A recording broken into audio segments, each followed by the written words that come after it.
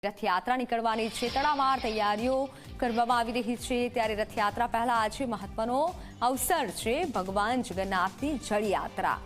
જમાલપુર જગન્નાથ મંદિરથી વાજતે ગાજતે હાથી, બેન્ડવાજા, ધજા, પતાકા સાથે ભવ્ય શોભાયાત્રા નીકળી।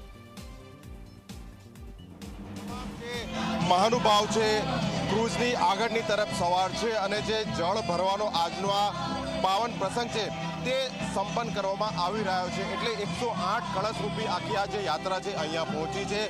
નદીનું પવિત્ર જળ કળશમાં ભરવામાં આવશે, તે બાદ ફરી એકવાર આખી જે કળશ યાત્રા છે તે નિજ મંદિરે પહોંચશે અને ભગવાનના આજે ગજવેદના દર્શન થશે। એટલે સમયને અનુરૂપ પરંપરામાં પણ ક્યાંક આ વર્ષે બદલાવ જોવા મળી રહ્યો છે। બીજી તરફ નદીમાં આ વખતે જળકુંભી જે કુદરતી આખી પ્રક્રિયા છે તેની મોટી અસર જોવા મળી રહ્યા છે। એટલે મ્યુનિસિપલ કોર્પોરેશનના જે મશીનો છે તે સતત આ વનસ્પતિને હટાવવા માટે છેલ્લા 2 દિવસથી ભગીરથ કામગીરી કરી રહ્યા છે। આપ જોઈ શકો છો નદીના મોટા ભાગમાં આ હાલમાં જળકુંભીની વનસ્પતિ ફેલાયેલી છે, ખસાવવામાં આવે છે। તે સાથે જ આગળથી વહેણના કારણે ફરી એકવાર સોમનાથ બુધરના આરે વનસ્પતિ આવી જાય છે। એટલે હાલમાં જોઈ શકો છો સામેની તરફ મંદિરના જે ટ્રસ્ટી છે મહેન્દ્ર ઝા તે જળ છે તે ભરી રહ્યા છે અને જે આજની આ મુખ્ય વિધિ છે તેના આ જે દ્રશ્યો છે તે જોવા મળી રહ્યા છે।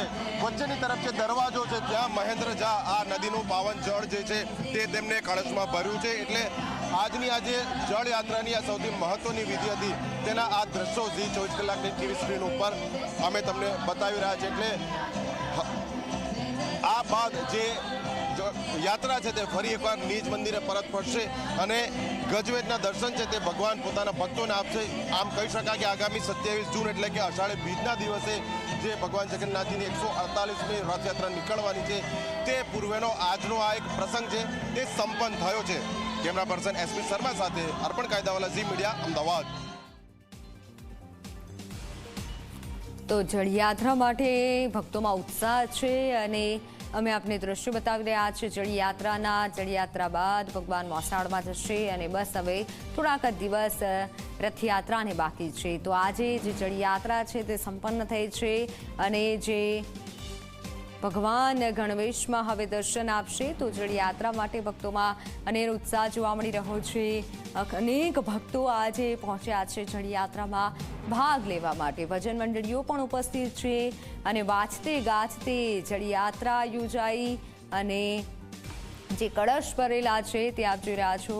એટલે અનેક ભક્તો હાલ ઉપસ્થિત છે મંદિર પરિસરમાં પણ અને જે જળયાત્રા નીકળી છે તેમાં અનેક ભક્તોએ ભાગ લીધો છે। પછી અનેક જે મહિલાઓ છે તે રથયાત્રામાં પણ જોડાતી હોય છે અને જે ભાવ હોય છે તે પોતાનો પ્રગટ કરતી હોય છે। જે બહેનો છે તેને માથે જળ કુંભી લીધેલી છે અને ખૂબ ઉત્સાહ જોવા મળી રહ્યો છે જગન્નાથની જળયાત્રા માટે। તો જળયાત્રા બાદ હવે ભગવાન મોસાળમાં જશે।